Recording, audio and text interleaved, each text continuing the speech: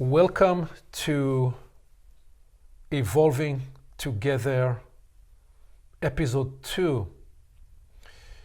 I'm here with Nigel and Well. We were actually mid-flight, episode 1, and we recognized that we were going longer than we expected, so we concluded part 1, and we are launching directly now part 2. And in this first conversation, we framed some initial ideas as to why we are embarking on this exploration, which we call Evolving Together, and invited the recognition that there is a new we that we are sensing that's emerging in recent decades. And that one of the ways to characterize this we is that it's a post-individuation we, one that includes and integrates the unique individuated responsibility of each being a self-electing, self-authoring, self-regulating individual. And yet the recognition that something unique is possible when we come together in how we can afford each other. Nigel, in what you described as the sense of the so many other parts of you that you don't know until you meet another, because they carry the potential of that life in you. And also, well, what you described as the softer, deeper ways we can be with each other, where we don't possess and arrest life, but rather give permission to the liberation of the latent potential in us. And we've also touched this idea of the below the line, which we are going to bring into focus in this conversation today about what stands in our way, and the above the line way of being with each other, where we unlock and release the development and evolutionary potential in each other. What would you, each one of you, what would you want to highlight by way of harvesting from episode 1 as we set the stage for this part 2 of Evolving Together? Yeah, I'd like to take up the point that you were just making, actually, in consideration of what we've just been through, because there is a real value, a real win in seeing another in the best of themselves and coming into the best of themselves.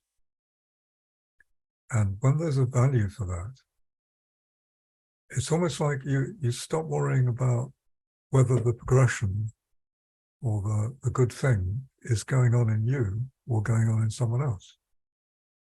And then your focus becomes, is life progressing? Is something better happening? And you cease to mind whether it's happening in you or someone else, and become more supportive of the fact that it should be happening in the first place, and rather less possessive of where it's going on. So that's what I would say.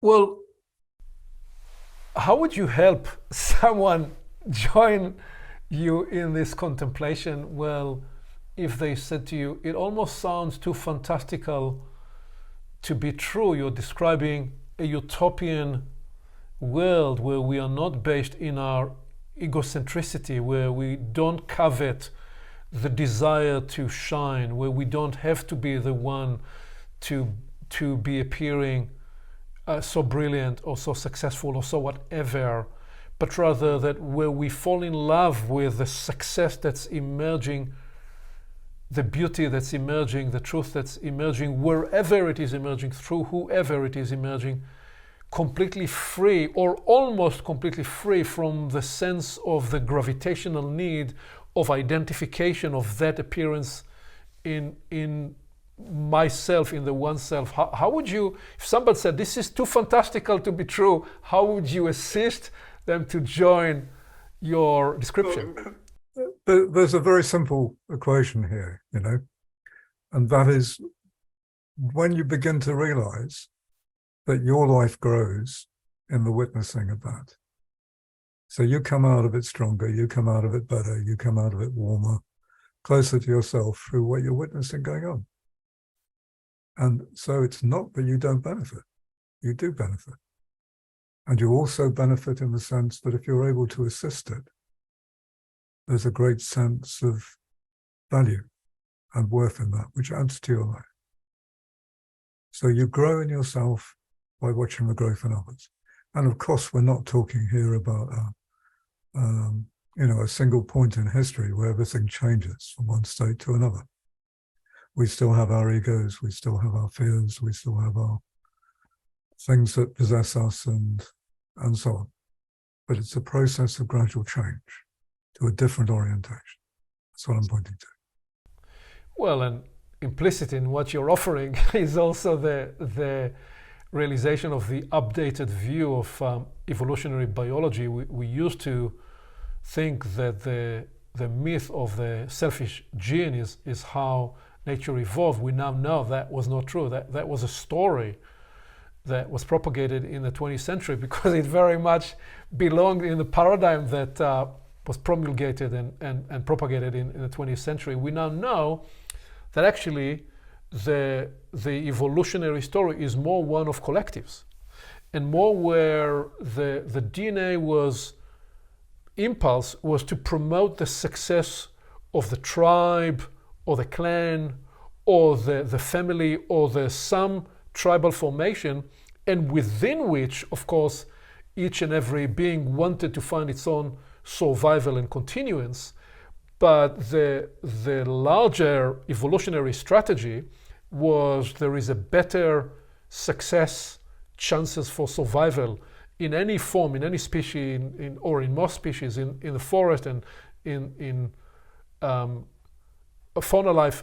And for us humans, this was going to be more secured, more guaranteed if we work together. So you are implicitly saying, no, what I described was not some form of utopian, altruistic story.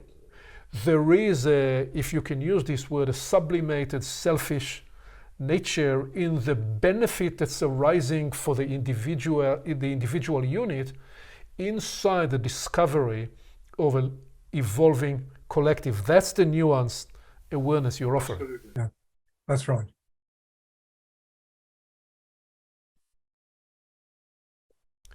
Nigel, please, what would you want to harvest? Well, as you say, the print of our society is one of winner takes all, and I'm certainly witnessing that whilst some may know of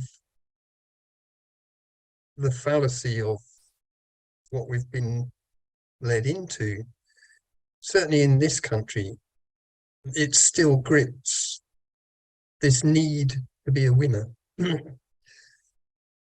And I recognize it in myself that part of the transition in me is I used to have certain favorite lives in me, and I would proceed with a handful of favorite lives.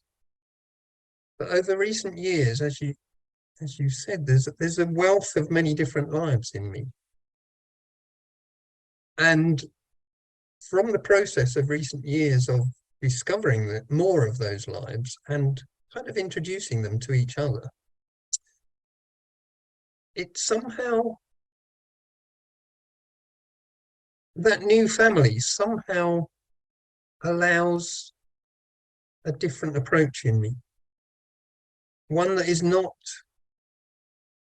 seeking in any conversation to confirm what I think I am already, but seeks to discover more, discover new, discover bigger family inside myself.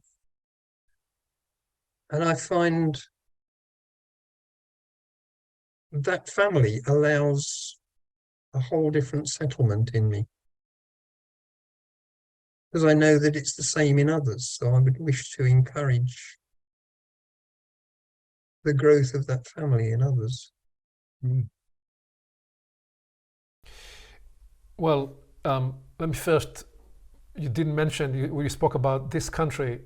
You are in the UK, but what you describe about the UK is certainly true for, certainly for North America, where I am, and for many countries in the Western world and beyond. You just walked through few subtle steps there that I need for us to retrace, so not to lose the subtlety of that. Because in the first episode, you described the phenomenon of what happens when we meet another, when you meet another, and you give yourself permission to be present to that meeting almost for the first time, every time. And that enables you to discover through the dialogue, through the conversation with each other, a part of you that you did not see in you, you did not know in you. You were really describing there how a conversation can become a midwifery of oneself and of each other, such that we birth our new selves through the dialogue and the discovery with each other. So that is what you framed in the first conversation. Yeah. And how potentially we are each in latency future family members for each other when we discover that we unlock for each other that possibility, and that is possible for humanity at large. Now you are describing a different inner family where you said in recent years you are so immersed in the practice, in the living practice of this, so I need to slow it down, almost do the reverse engineering by way of practice to offer people who are coming along for the ride with us to, if they wanted to search to discover similar processes for themselves. What you're saying is that the journey you've been on over the last decade or so, a central element of which, Nigel, has been one where you are no longer shunning or suppressing or putting outside of yourself the parts you dislike in favor of the parts you like. Sometimes people call this work in the world shadow work, but it doesn't need to categorize it as shadow work or light work.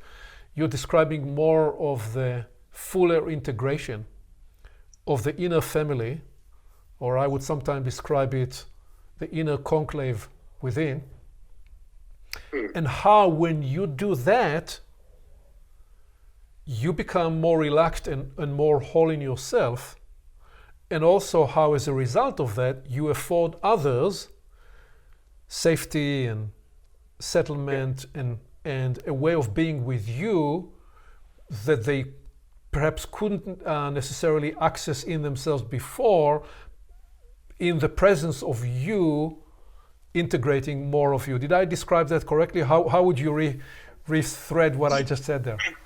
Yeah, pretty much. There's an imagery that comes to mind, and it's one of my fascinations that if you take a mirror, you can look in that mirror and you can get a reflection back of yourself, but it's a singular reflection. Or you can look in another mirror and do the same. But if you put those mirrors opposite each other and put your head in between, you get a million reflections. And a human is a much better reflector to another human than in any physical mirror. And so I think two of the keys into it are acceptance of another life and the openness that goes with that. Because in accepting them into my life, it's almost as though I'm giving a space for the sharing or both of us, but it seems like the keys are acceptance, life to life, rather than the historic print of how can I win here? And it's almost a love of the discovery of the range of life that we each can be and that we can be together. It's almost like the thrill of the discovery, potential discovery, overwrites the old print repetitively. So here's a small story. Being on a bus in Brazil. Okay, I think I was coming into Rio de Janeiro at the time, and there were a few of us travelers on this bus. And this Brazilian bus was absolutely packed to the gunnels with people. And we had rucksacks and, it was really awkward. And we wanted to get off this bus. And we couldn't work out how we were going to get off this bus, right? Now, the reason that I couldn't work it out was because in England, there's the sense in everybody of, don't touch me, do not invade my space, right? Now, we don't have that in Brazil. So what actually happened is we were propelled down the aisle of this bus in a kind of peristaltic action and ejected out of the door, and nobody minded. And we didn't either. It was quite an experience. And it taught me something about the fact that I'm so conditioned about the way I think of being with other human beings. And that I can accept the physicality of others and not have a reaction to it from my cultural programming. It taught me that. And it was very, very profound little experience, So traveling introduced me to other ways of being, which was very helpful. And seeing that it isn't all the same as I've been taught it is. And therefore, to be able to accept people more broadly who are different to me. Well, so we will want to build on the power of releasing conditioning and the power of acceptance, as you framed it there, Nigel. What I want us to do now is I want us to we're still building constructing the playground of evolving together. And part of constructing that playground is being more fully disclosed with ourselves, with each other, and aware of what it is that's holding us back. And so when I was thinking about this conversation yesterday, I developed this framework that I thought we could start a loom, that I thought we could play with and bring it up one element at a time. I'm going to bring, I think, 12 facets of one bigger picture, which is what holds us back. And I'm going to bring them 3 at a time and invite you to play jazz with that through your experience and through your perspective. So how about if we do that? So what stands in our way and what holds us back below the line of natural development and natural evolution? Well, we already seeded many aspects in the first episode and even in the opening of this conversation. And now I'd like to bring this first dimension. We hurt each other and we are afraid of each other. We've developed this experience through our individual lives, but also ancestrally throughout the human line, that so much of what has taken place between human beings is that we have hurt each other. And therefore we are afraid that we will hurt each other again. And there is, which is what you described earlier as the well as the reactive nature of ourselves, because we are so afraid of hurt. And as a result of that, we develop a blood system that is almost as real and actual. It's just more the energetic dimension and the reflective, reactive nature of what the energy that flows in our bloodstream. One of distrust and blame. Distrust and blame. So we run with that as part of our ongoing metabolism. And then as a result of that, increasingly we're captured by trauma and by the scar tissue that these traumas cause. So these are three facets that I am highlighting here to begin the framing of what holds us back. What would you say to these from your observation of the human condition, from your experience, from anything you'd want to offer to that? Yeah, the first thing that it catches me is you've used the terminology blood system in the middle there, and I think that's pretty accurate. Because what actually happens as we go through life is our blood system, if you like, gets printed by our experience. And it's almost like a tape recorder. It keeps on running around through the brain and playing back to us what that experience has been. So it becomes repetitive in itself. But we also have higher systems in us. And for example, one of the higher systems is one's perceptive systems, one's higher nervous system, if you like, which has the capacity to learn and to look at things differently. And in that, for example, if we can get into a dialogue like we're having today, then we can get new learning, we can get new perception, and we can start to look beyond what has been our repetitive, if you like, blood level experience, and take positions about that and learn to approach it differently because we're now seeing that it's possible. That's the first thing. And then I would say that emotionally, as one grows and grows with others and learns that it's possible to be safe with others, it is possible for the scar tissue in a life to begin to heal and melt. And the great benefit of that is that people become able to connect again, because trauma stops you connecting and causes isolation. And when people discover the great joy of being able to connect again, it's such a liberation that they tend to want to take that up and hold it as a value thing. And what I found is, interestingly, it sticks with people. When they've had that experience, it holds.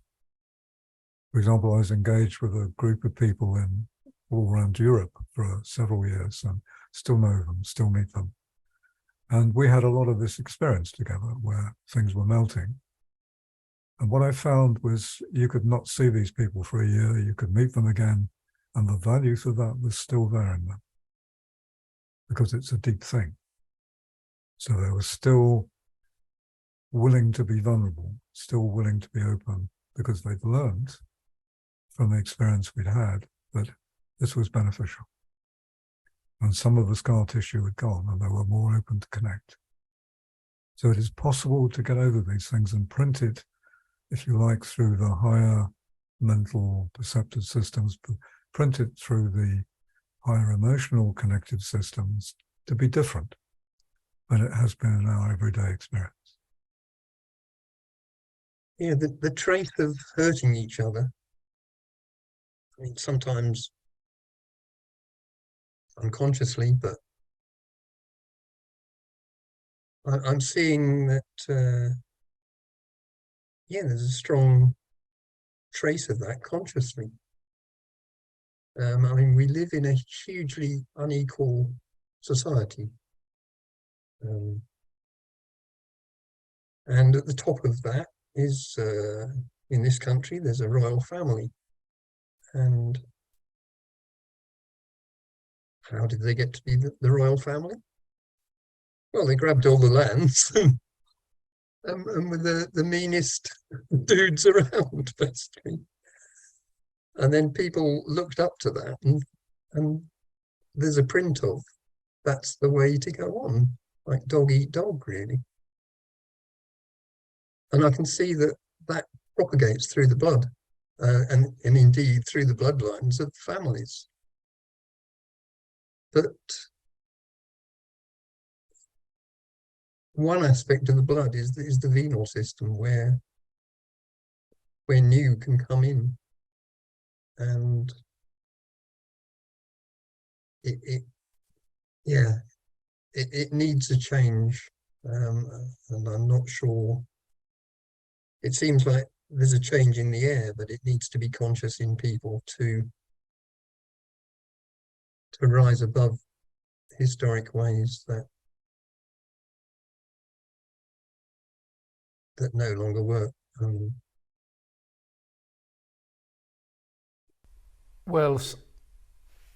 So this is very curious. You're both each in your own way propelling me to the above the line, and I'm here insisting that we spend a little more time naming some of the conditionings, so that, because there is something disarming and there is something releasing in even naming some of these things, and being able to name them not through blame but through recognition and appreciation, and almost applying the forensic human capacity to see what something is, name it, and thereby release it.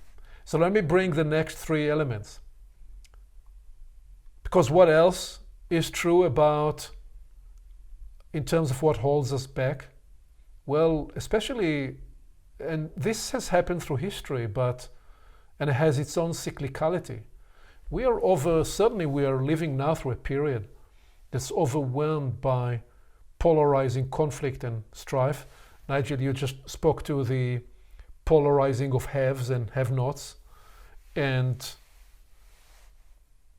we could run all the other polarizing vectors that are operating in societies, not just through the economical, but in many countries you got the polarization of the liberal and the conservative, whatever it's named in every other country, and you have the polarization of religions, and you have the polarization that lead to local regional wars, and sometimes to larger conflicts. But what we are saying is these are all expressions that the human system at large is overwhelmed through the experience of scarcity, sometimes real scarcity, and a lot of the time manufactured or imagined scarcity, or scarcity that is not actually material, but is more scarcity that's born in the self-view of a people or of a person that's a authoritarian leader. And that polarization is part of the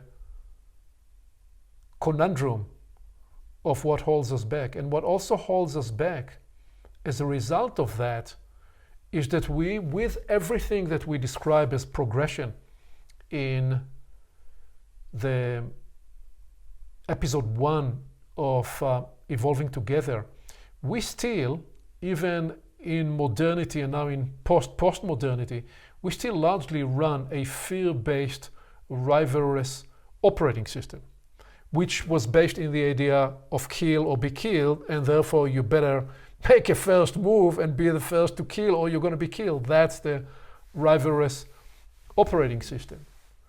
And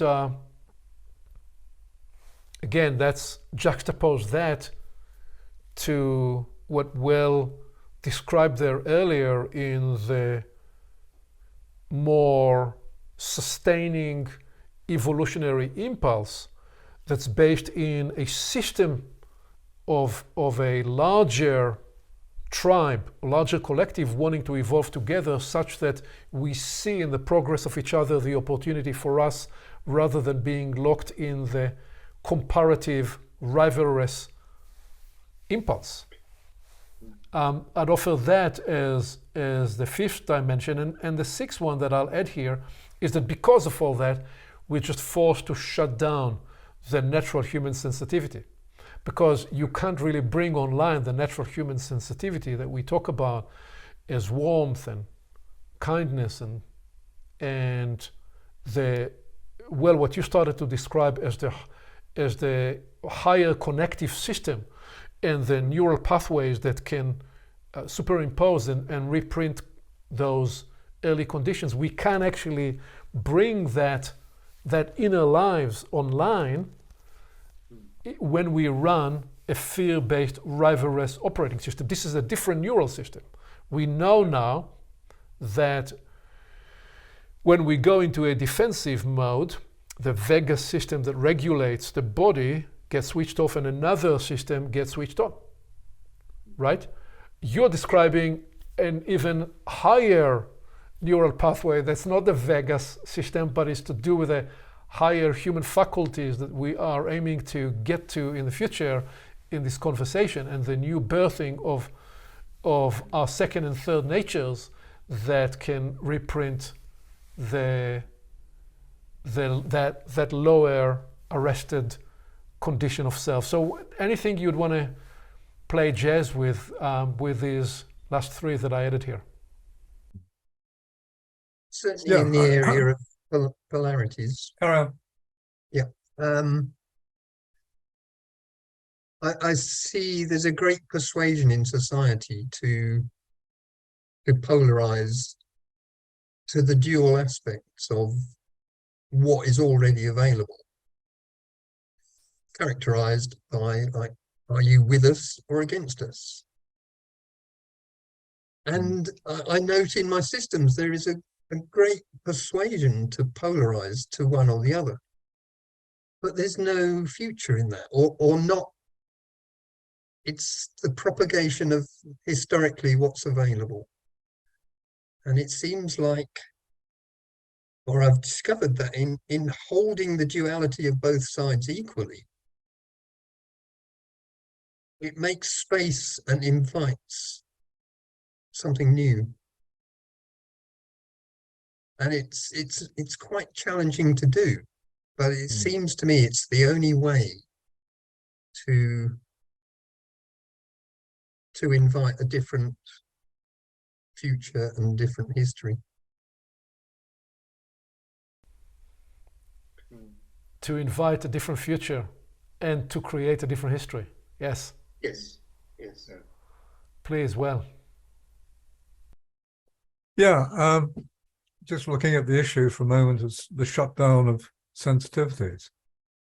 I mean, if you start to look at it, it's very evident, for example, that your family dog is more sensitive than you are in many respects, because the family dog will feel you coming home.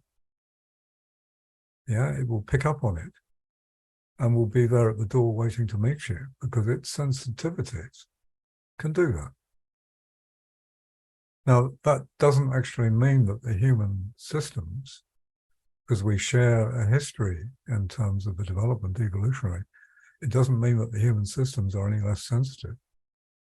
What it actually means is we've been very successful in dulling down our sensitivities so that we don't feel and we don't pick up on the vast majority of what is going on, because it's too difficult to handle. So this is the beginnings of a diagnostic, really, to begin to open up those sensitivities again, but deliberately.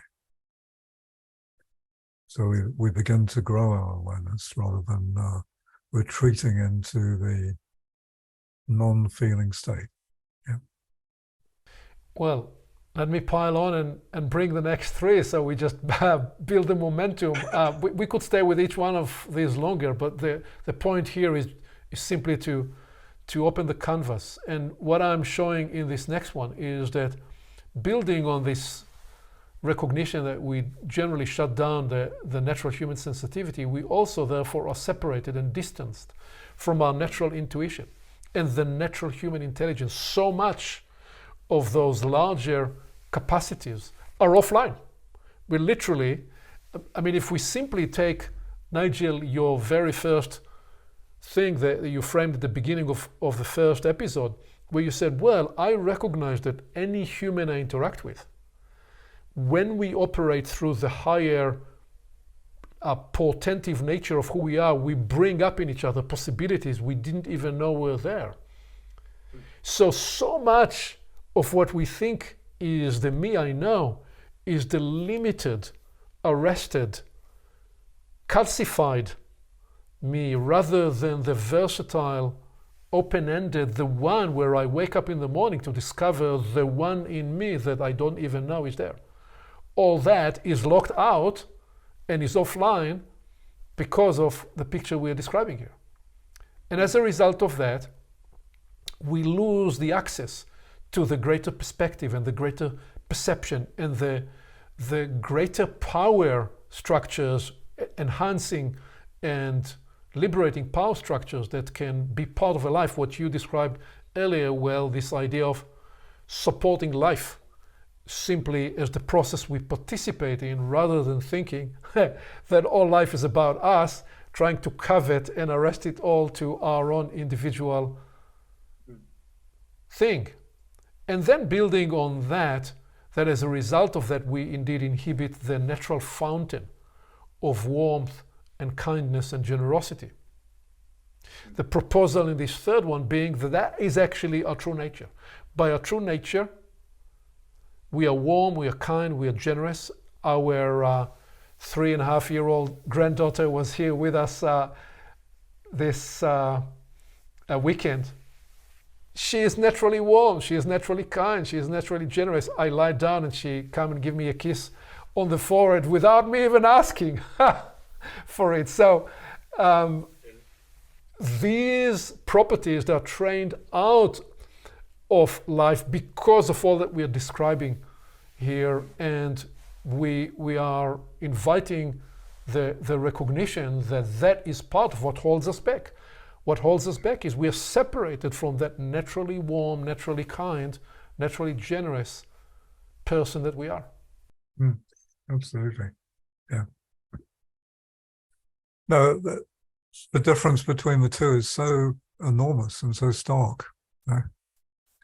I mean, one of the things I've said to myself, for example, is, look, I'm sitting inside something that is a result of 4 billion years of intelligent evolution.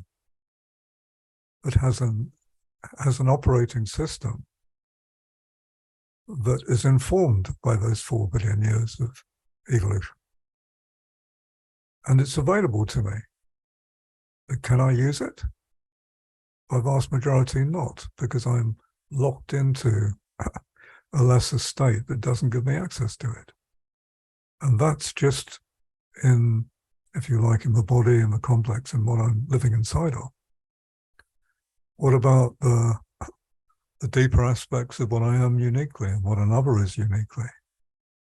As if we're separated from each other, not only can we not access it in others, but we can't get to it in ourselves because of what Nigel was saying earlier, because you actually need others to find yourself through.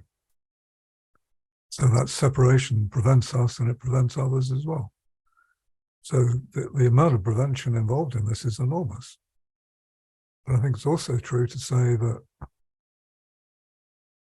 that the actual resolution of this is perhaps more possible than we realize because of the times we're in. And it perhaps wasn't possible 100 years ago, but perhaps it is possible now. And that's really where we're heading, and part of the very idea and premise of evolving together. We are staying right now with the diagnostic side and looking forward to open more of what is it that's coming online, that's becoming possible. And Nigel, what would you want to contribute to these last three or anything? Yeah, Well, one thing that's coming up in me is, again, it's to do with how our arrestation often comes through trauma. And I can see it in my own life that in the face of feelings that I couldn't handle, I shut down my feeling life, which left me with the mental realms. And one of the observations over recent years is seeing how the private school system in England was engineered to traumatize young men, to put them into their mentality with a great fear of feelings, because they were useful servants of the empire. And it was a shock to see that that had consciously happened in history. And I mean, I like your example of playing jazz, because the sense in playing jazz is it's a venture into the delight of the feeling life with others, beyond what one's mentality would say is possible. And so in me, it's a whole promotion into activating the feeling life in me. And instrumental to that is the increasingly close-in meeting with others. And the warmth that just, yeah, it magically magically melts the blockages. And you just open a whole thing that we may choose to come back to more in the future, because what you describe about the private school system in Britain and how boys were engineered to shut down their emotion, to activate their mentality, you would do that when you need to run a large empire, because you need the efficiency of the mentality, and you can't deal with the messiness of the emotion. You need to be very effective when you run an empire, a large empire. Yes. And an empire that used to be one where it used to be said the sun never set, because it literally enveloped most of the planet. So what that really opens, Nigel, is the unique conditioning that we could trace in different countries. I could describe the Israeli conditioning. I can now describe some of the American conditioning. We can go and explore the French conditioning, the German conditioning, and we will find that in each of those systems, they brought their trauma and also their possibilities. Some are harsher than others. And it is an important element you bring on the table, because we are largely looking at the evolving together from individuals into groups, families, communal forms.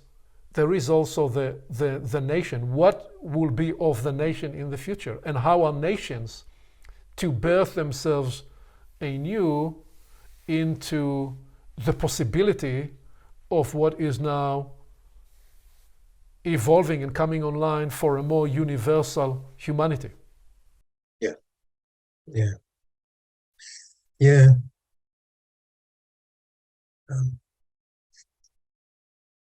I mean, yeah.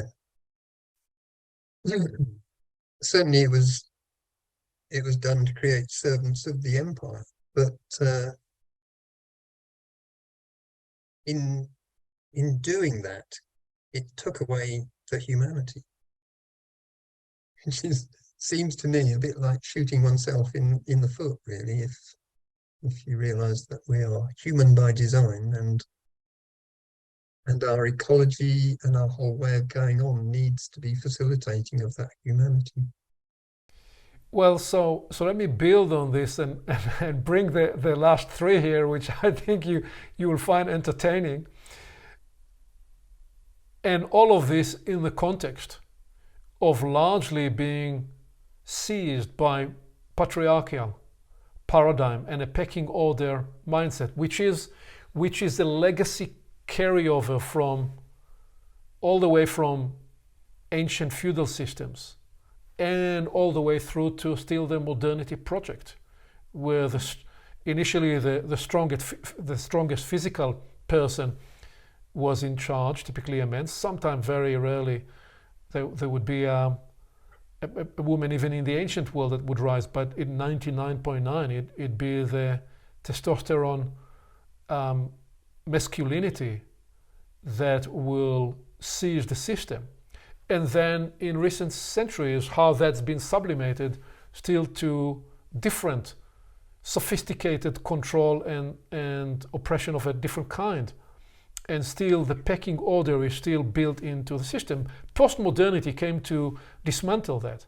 But in the project of its work, also through often the baby with the bathtub water, as you said earlier, Nigel, there is a natural hierarchy in the system of life. And part of the blindness of postmodernity is throwing this away, thinking that anything and everything was a suppressing, domineering hierarchy, not recognizing that this human system we live inside of is a natural hierarchy that enables and supports life, as Well describes, at the cutting edge of, what did you say, 400 million years or more of human life, or 4,000 million years. 4,000 million years. Yeah. Oh, not of human life, but of life on Earth. And so that's why I then added that part of then what adds to it is the marginalized syndrome. We marginalize the inner life and replace that natural flow with TikTok performance lives. People so much in this, especially I'm looking at the young people, I'm looking with trepidation and my grandchildren. I used to talk about granddaughter, now she has a young brother, a few weeks old. So what is the world they're growing into, and how will we construct a world where they can re-embrace and reintegrate and maybe never have to lose that access to the interior realm? Because what we are, part of the premise of evolving together is we need to somehow sustain, retain, stay tethered, connected to those inner dimensions, because some of the solution and the salvation for the intractable, wicked problem on the planet will come through there. And finally, I had to include this one as well, which is, you spoke earlier about not being captured by history. And so I added not captured, not possessed by the nature of the lower occult. And elsewhere in a recent conversation with my friend David Price Francis, I defined the word occult to mean simply powered memory systems. Based on the premise that anything we human do, any aspect of the human activity inside ourselves with each other, is powered by energy. Number one. Number two, alongside it being powered by energy, it creates a memory system. It creates a memory system in the blood, it creates a memory system in the collective space of life. So what we describe as the lower occult is the cumulative powered memory system that's nearby, that's available like a loose operating system, and unless we choose, unless we make the higher choice of living, it adopts us, possesses us, and runs the system on autopilot semi-consciously. And so where we started this conversation in the need to make the higher choice, to engage the sensitive part, the inner life, rather than be captured by the reactive animalistic nature, all that we're describing here, all these 12 natures, they would often aggregate to that possessive, egregoric, occult nature that separates a person truly from the sovereignty of agentic choice that I am responsible, I am here to regulate myself and elect to live a different life, one that I choose to give precedence to and prioritize. Anything you'd want to offer and play jazz with that?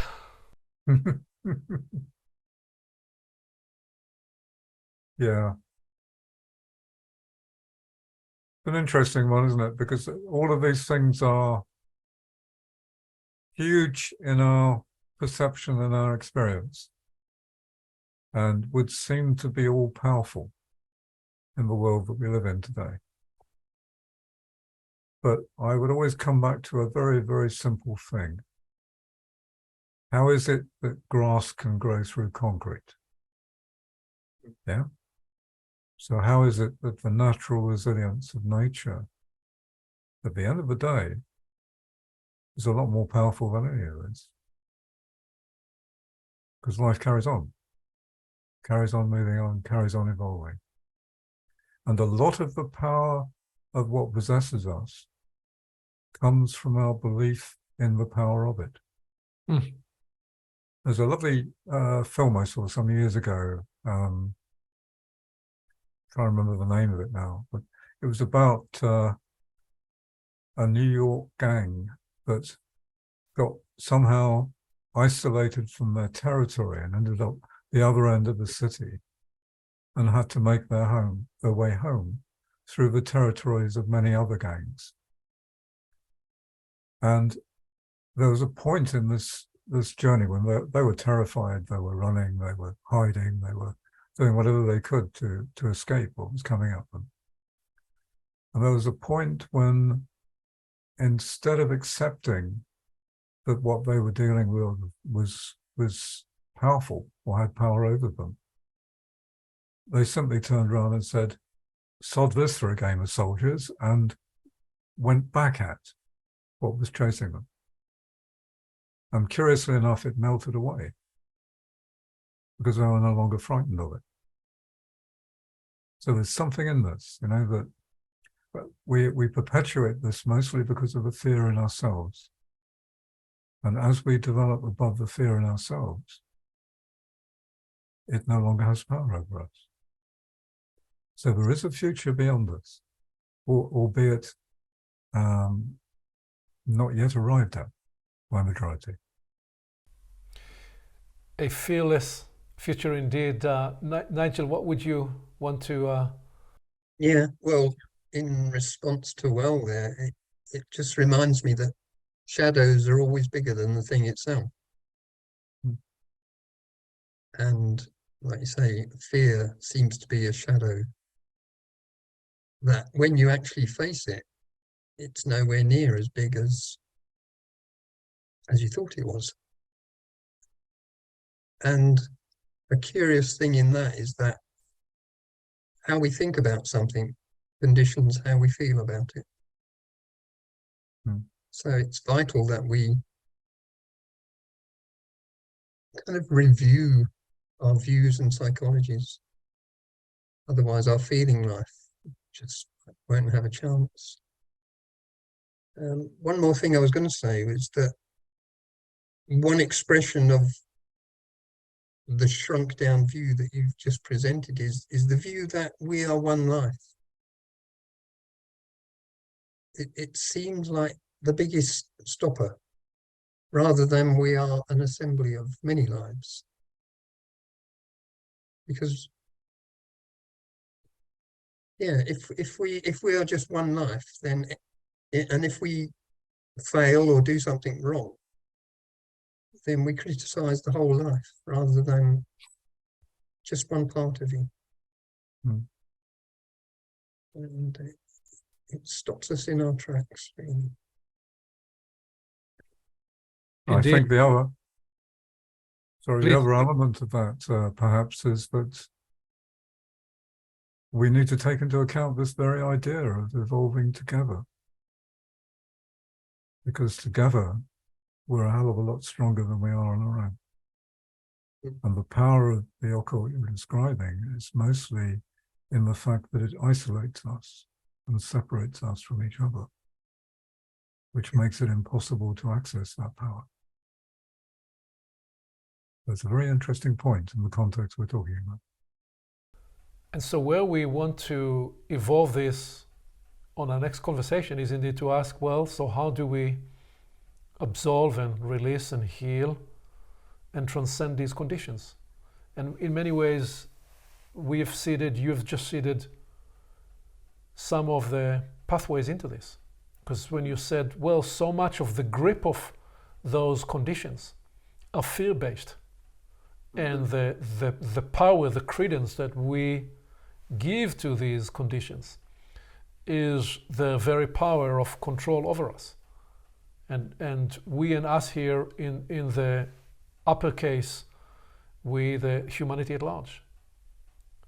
And we are asking, how do we liberate our evolutionary potential? And it starts right here inside each one of us and in the very conversations that we are prepared to begin to open up with each other, because you have both shared experiences, examples from your PhDs, your personal development, human development journey, where what seemed intractable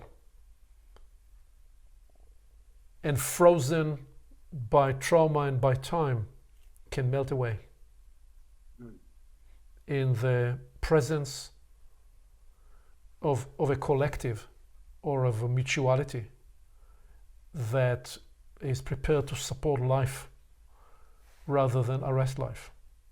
This is easier said than done, and at the same time it's easier than we think. Your last few things you just both of you said was that when I was on this slide looks like an impossible wall, and you're saying no, it's not an impossible wall. It's a wall we can walk through, very much like, as you say, the grass can grow through concrete. So any parting thoughts on, as we bring this evolving together to conclusion, what would you want to say? Small story. Please. I was recently on a beach in Wales, and I met this 9-year-old boy. And the thing about this 9-year-old boy is that he didn't treat me like I was any different to him. He wasn't in fear of my ears or the sense of superiority of me being bigger than he was. He simply accepted me and spoke to me exactly as he would have done to another 9-year-old boy. It was very refreshing. And guess what he was wearing on his T-shirt? The word fearless. And you know, sometimes life talks to you directly and tells you what you need to hear. And that was a small example in my experience. There's an imagery comes to mind of tossing a coin. And you could toss a coin, say, 10 times, and it might come up heads every time. And the persuasion in the historic patterns in the brain says that it's more likely to come up tails next time. But it's not true, because life is not subject to the trace of history.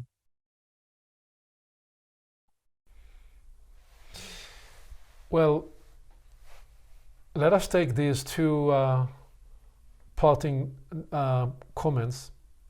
First, that to step into evolving together, we're making an invitation to the fearless. And fearless is an interesting idea, because fearless doesn't mean there is no fear. Fearless means actually there is fear, and we find the resources such that there is less fear, and we're able to move forward and discover that sense of being brave on the inside. Brave on the inside is more than anything being prepared to accept oneself in the presence of others. And this is a point you made earlier, Nigel, we will come back to, in the idea of acceptance. And then your invitation, powerful invitation for us there with this thought experiment. It's not just a thought experiment, it's a real experiment with tossing a coin. And so this next minute and this new day is not defined by yesterday. So many people continue to work so hard to reestablish the definition of self and the identity of who they are, who we are, based on yesterday. We can carry the legacy, you're saying, of the best of us more as a scaffold, as a springboard to discover a new possibility today, not defined by who we were yesterday. That is the ethos and the invitation we are making with Evolving Together. Thank you very much. Thank you.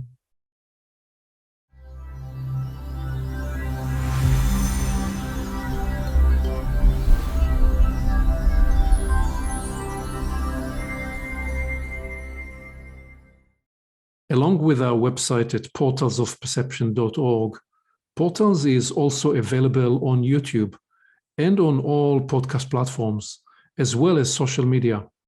You can become an active member and join the conversation in community events. And you can help us get the word out by liking this content and by sharing it with your friends.